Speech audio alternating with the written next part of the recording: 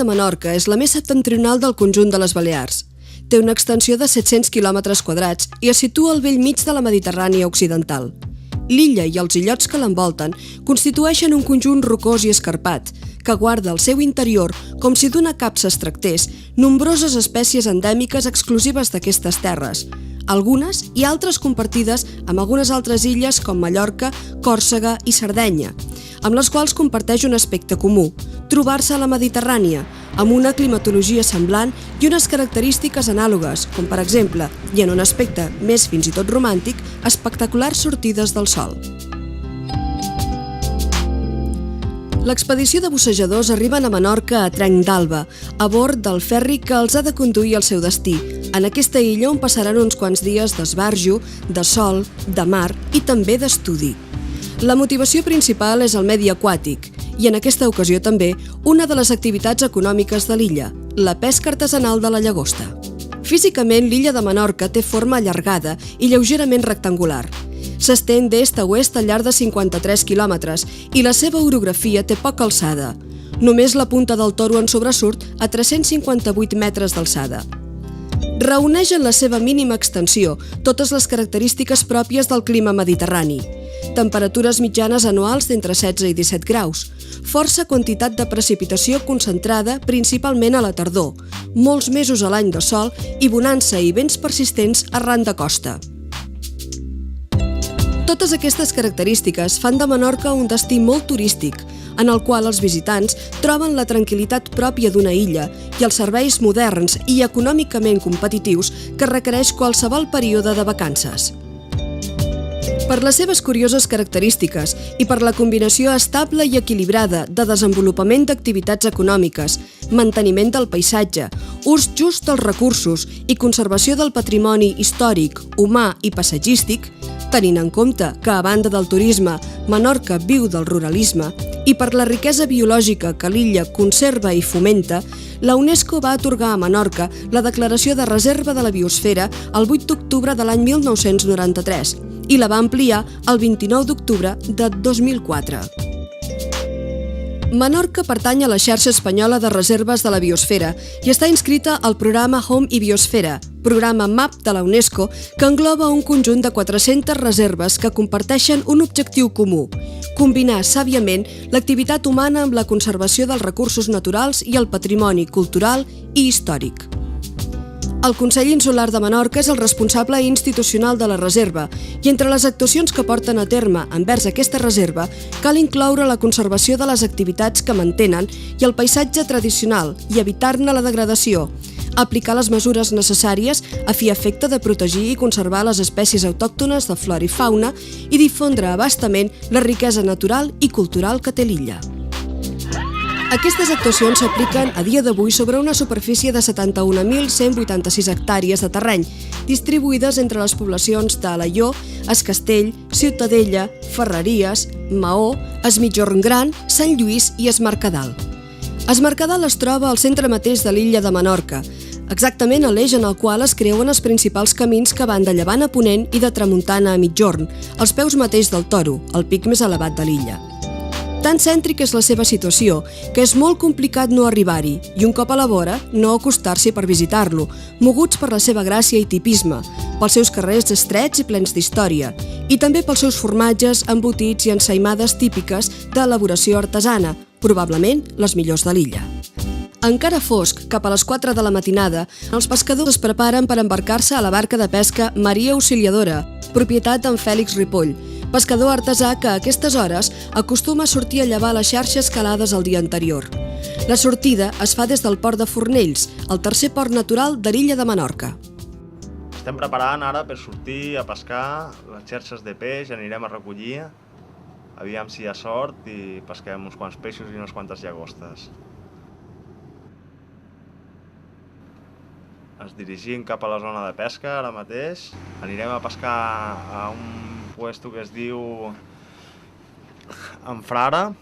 Està a una fondària d'uns 30 metres i llevarem unes 10 xerxes. Són xerxes de 5 passades que estan pensades per agafar peix i porten unes 10-16 hores a l'aigua.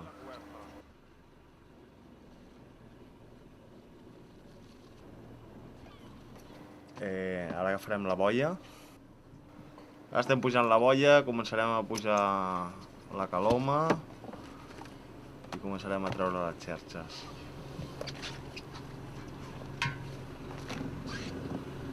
Ja hem agafat la xerxa. Ara pugem a pujar el calament, la caloma. Ara està pujant el pedral, que aguanta la xerxa al fons.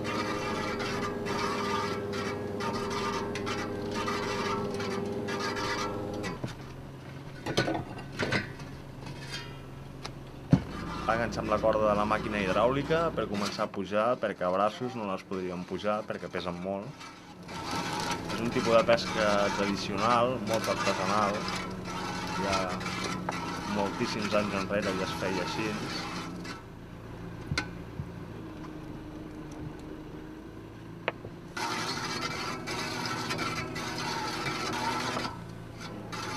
I ara ja estem començant a treure el que són les xarxes, amb l'ajuda de la màquina i anem llevant. Pot ser que vingui algun carp roig, també, alguna sípia.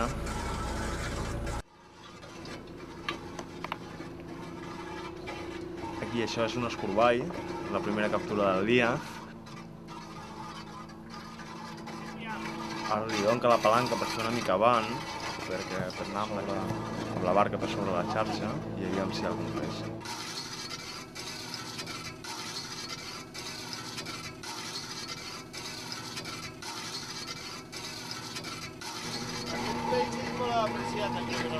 Aquest peix és molt apreciat aquí a Menorca.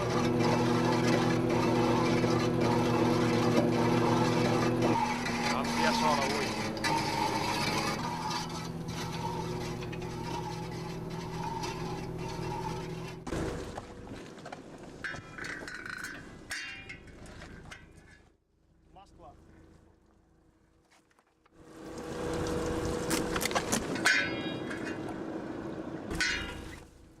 Aviam, la pesca artesanal al nord de l'illa de Menorca, el banc pesquer està relativament en bastant bon estat a causa de la gran quantitat de dies de mal temps que fa al cap de l'any.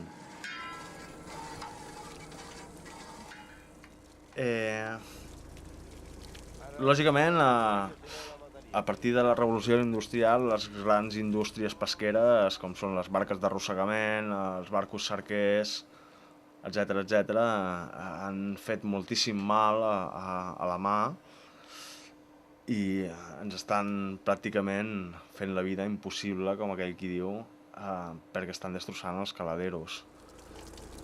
Sí, em guanyo la vida, a vegades millor, a vegades pitjor, però de moment em puc guanyar la vida.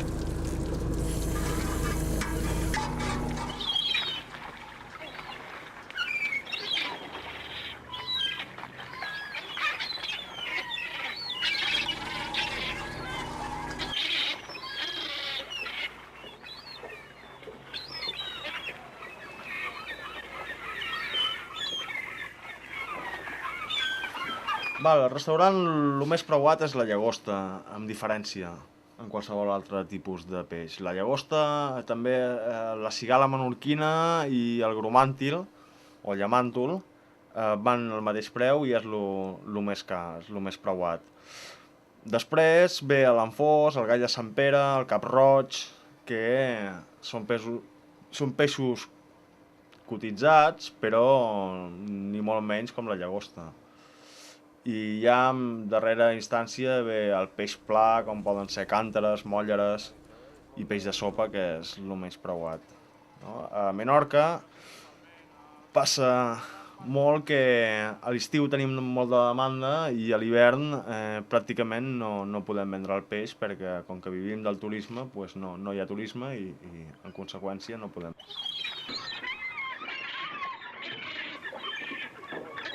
De mica en mica, a través de l'esforç persistent i tossut del pescador, les xarxes van abocant sobre l'embarcació les seves captures del dia. La munió de peixos que captura és desigual i variada, fruit de l'atzar i no pas producte d'una elecció d'una espècie concreta. Tan artesanal és aquest sistema que el pescador ha d'anar desentortolligant i desenredant els peixos de la xarxa que els atrapa d'un en un, amb paciència i també amb cura, perquè espècies com l'escòrpora, per exemple, tenen punxes esmolades. Tanmateix, el seu principal interès són les llagostes.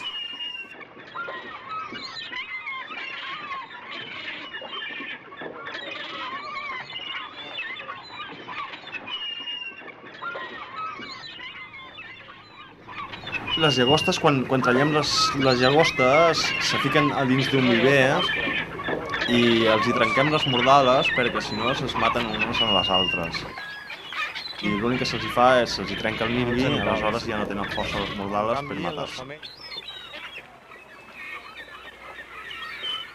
La llagosta, ara estem desempescant una llagosta, és una llagosta mascle. Aquí se'ls veu els genitals perfectament. Les llagostes mascles... Hi ha llagostes mascles i femelles. Les llagostes mascles no són tan preuades per restaurant. Els la paguen al mateix preu, però s'estimen molt més les femelles pel simple fet de que porten més substància dins.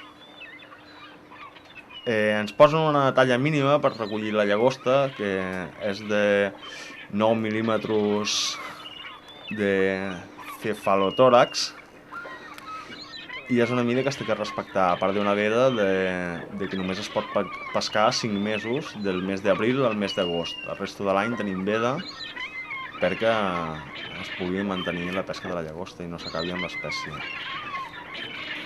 Aquí hem agafat unes quantes llagostes i n'hi ha un parell que fan la mida, però n'hi ha unes quantes que lògicament s'hauran de medir i si no fan la mida, tornar-se al mar. L'horari de pesca depèn del tipus de pesca que fas. Depèn de l'època de l'any, per culpa de les vedes tenim que variar de tipus de pesca. És a dir, no ens deixen pescar llagosta tot l'any, al igual que tampoc ens deixen pescar peix tot l'any. Per tant, depèn de la pesca que facis, del tipus de pesca que facis, tens uns horaris o tens uns altres. El palangre petit has d'anar als vespres, t'aixeques a les 3, has de tirar els hams abans que es faci de dia i recollir-los just a trenc d'alba. Les xarxes de llagosta les pots deixar 48 hores al mar i anar a treure-les. Tot depèn del tipus de pesca que facis i depèn de l'època de l'any. Crec que l'administració no està fent res per ajudar els pescadors artesanals i en perjudici dels pescadors artesanals està ajudant a les grans indústries pesqueres, com pot ser amb la subvenció del carburant. Vull dir, un negoci artesanal pot pagar el carburant a preu de mercat perquè no gasta excessivament carburant i una embarcació d'arrossegament, per exemple, sense la subvenció no és productiva. No, jo crec que els pescadors tradicionals han pescat de sempre, vull dir, de fet Sant Pere ja era pescador i si per ells hagués estat hi seguiria havent pesca sempre. Aleshores, jo crec que el problema de la sobreexplotació pesquera ve més per les grans indústries pesqueres que pels pescadors tradicionals, que l'únic que van és a guanyar-se la vida i com han fet els seus pares i els seus avis. I crec que les reserves marines és com tot, que si estan ben gestionades poden ser molt interessants, saps? Per la fauna i per la supervivència dels pescadors, però al contrari, si estan mal gestionades poden fer tot l'efecte contrari.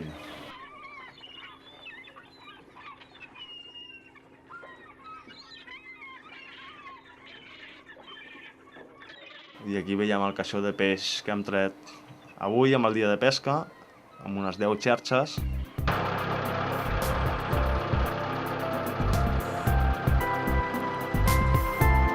Amb les captures acumulades dins un caixó, la jornada de pesca ha arribat a la seva fi. Ara el següent pas és vendre la mercaderia, ben fresca i en ocasions encara cuejant. Aquesta és també una feina que fan els pescadors, ja que, donat que a Menorca no hi ha llotja, són els mateixos pescadors els qui venen en persona els seus peixos als restaurants i a les peixateries.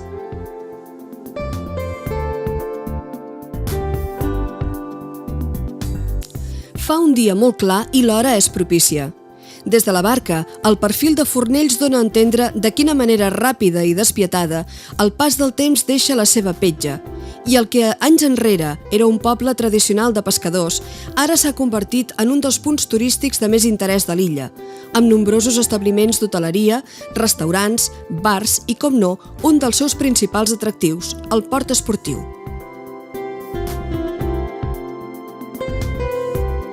El port de Fornells, amb els 5 quilòmetres de longitud que presenta i els seus 2 quilòmetres d'amplitud, és un bon punt de partida per portar a terme la pràctica d'alguns esports nàutics, ja que les aigües són tranquil·les i apropiades per practicar windsurf, vela, caiac o busseig. Aquest és el cas dels submarinistes, que disposats a realitzar la seva primera immersió, es preparen amb els seus equips a conèixer de la mà del seu guia, en Marc Franzí, allò que van a veure, l'Illa de l'Aire.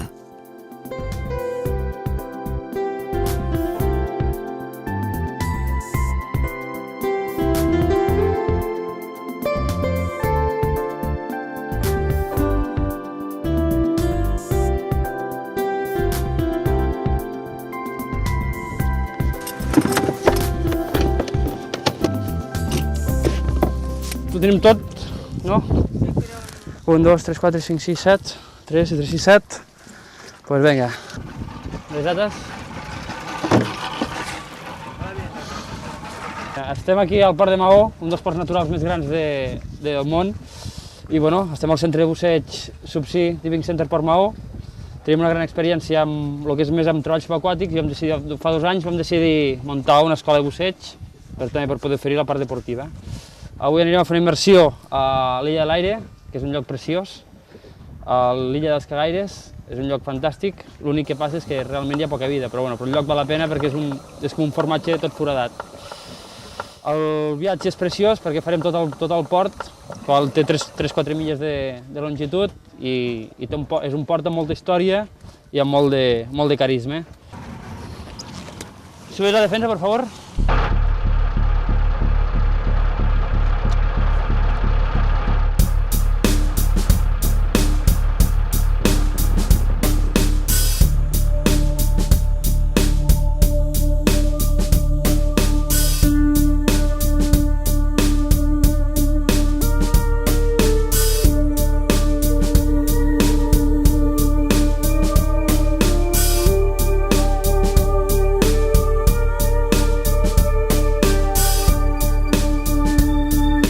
L'Illa de l'Aire és un illot deshabitat, ubicat al sud-est de Menorca, davant mateix de Punta Prima, al terme del municipi de Sant Lluís. Sobre aquest illot es poden veure com a úniques construccions el seu far, un magatzem, un estable i un petit habitatge. També un camí i un moll. Suficient si comptem que es tracta d'un enclavament de només 34 hectàrees que envolten un perímetre de 3.300 metres.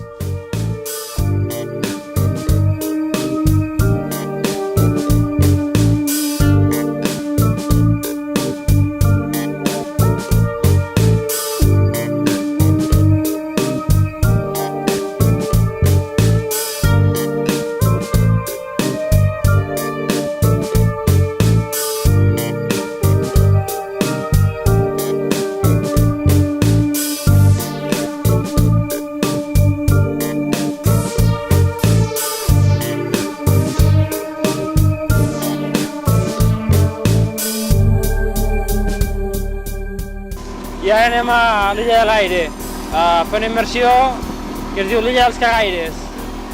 És una immersió molt maca, la qual són unes galeries on hi ha uns contrallums molt macos i és un dels pocs llocs on es pot veure les vaques suïsses. Ara hem de disfrutar d'una travessia molt maca perquè estem ubicats al Port de Maó. Aquí tenim, aquí a la banda aquesta del port, tenim una casa antiga que es diu una casa de bany, on la qual la gent més adinerada de Maó venia aquí a banyar-se. Cada porta d'aquestes és com un magatzem on hi havia una escaleta i la gent entrava a l'aigua des d'aquí. Ara passa que ja s'ha reconvertit, ja és una casa particular i amb algunes de les casetes hi podem veure la barca, però amb l'altra ja s'ha convertit en menjador i amb un estament totalment privat.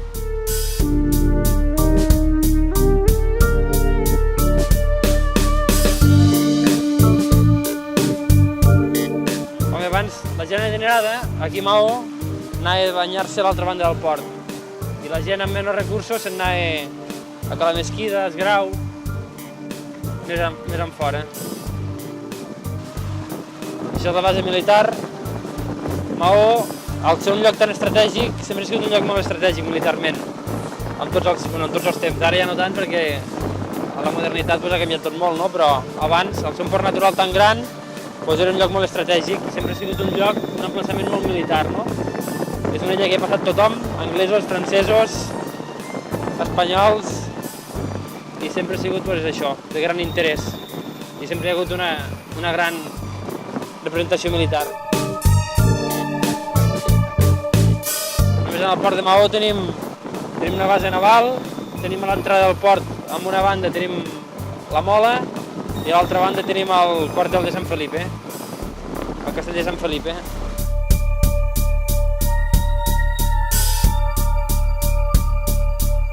I que en els seus millors temps, al port de Maó, hi podia estar tota la flota anglesa amarrada.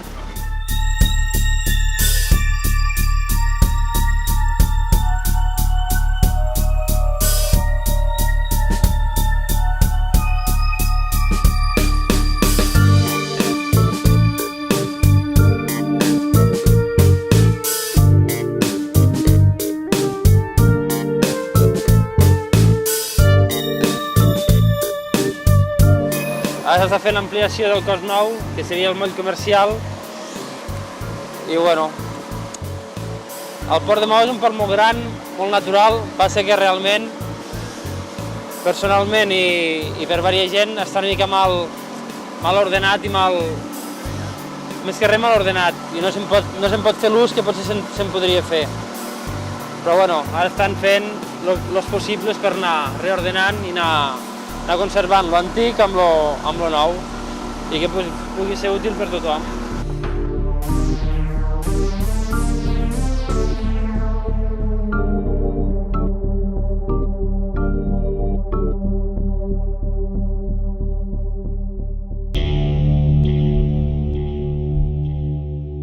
Arran de mar, les roques són esquerpes i punxegudes, perquè l'acció constant de l'aigua, lluny d'arrodonir-les, n'ha arrencat petits fragments, deixant al descobert la roca pelada i nua, com si de l'os fracturat del penya-segat es tractés.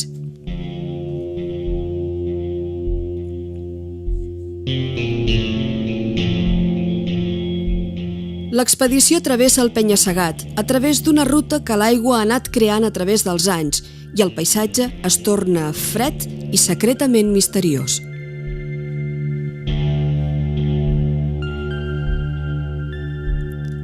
La immersió a l'illa de l'Aire desvetlla sota la superfície de l'aigua un paisatge tan o més inhòspit que a l'aire lliure.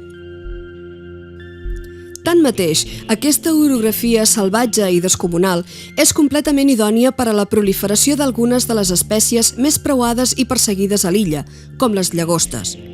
Els forats de la roca, amb les seves escletxes i amagatalls, propicien les condicions oportunes perquè les llagostes s'hi estableixin, s'hi reprodueixin i a partir d'aquí s'escampin a colonitzar altres punts, augmentant d'aquesta manera la riquesa biològica de les aigües.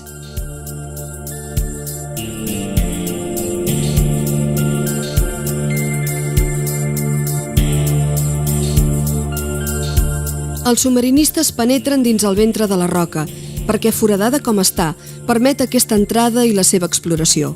L'aigua és fosca i amb prou feines, els rajos esmorteïts del sol tenen prou força per poder arribar fins a aquest indret, un paisatge que sembla d'un altre planeta. La formació geològica ha donat pas a noves i capricioses formes que s'han anat excavant amb el pas dels segles. L'aigua no és aquí especialment clara i les partícules que aixeca i arrossega reboten contra els submarinistes i contra la càmera, provocant un efecte semblant a un torn submarí.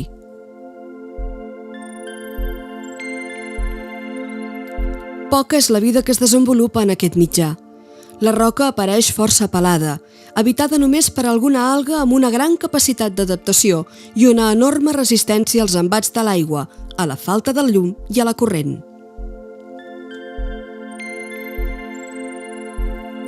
Però la curiositat dels submarinistes és molta i, ajudats per la llum dels alots, exploren aquest paisatge desèrtic i inhospitalari, havent perdut ja, a aquestes alçades, l'esperança de trobar la vida que es mou i que palpita en aigües càlides i calmades com són les aigües mediterrànies.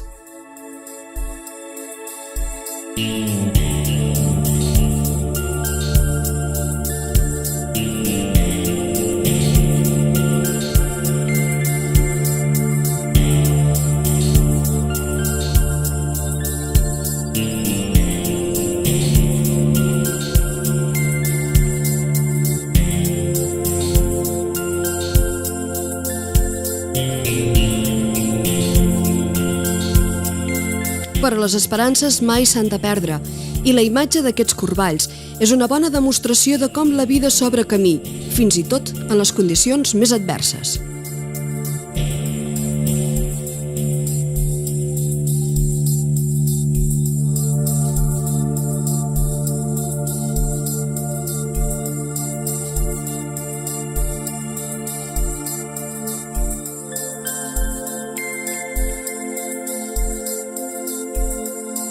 Trobar enmig de la roca una baqueta suïssa és tota una sort, sobretot si es té en compte que és una espècie estranya, petita, discreta i fàcilment camuflable en el medi marí.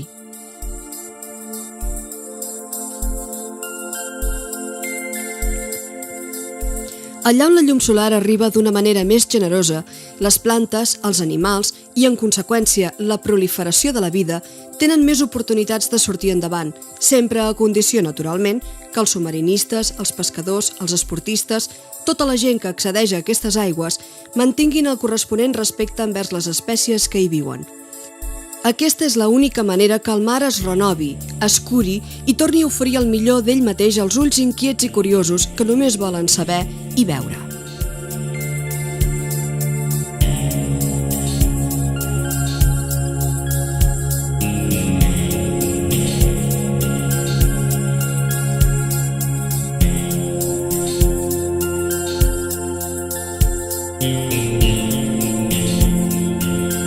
En aquesta ocasió, malgrat la bellesa paisatgística de l'illa i l'escalf que els submarinistes han trobat durant la seva estada, l'objectiu de l'expedició, que era veure peixos, no s'ha complert. Haurà de ser en una altra ocasió en la que tinguin millor sort.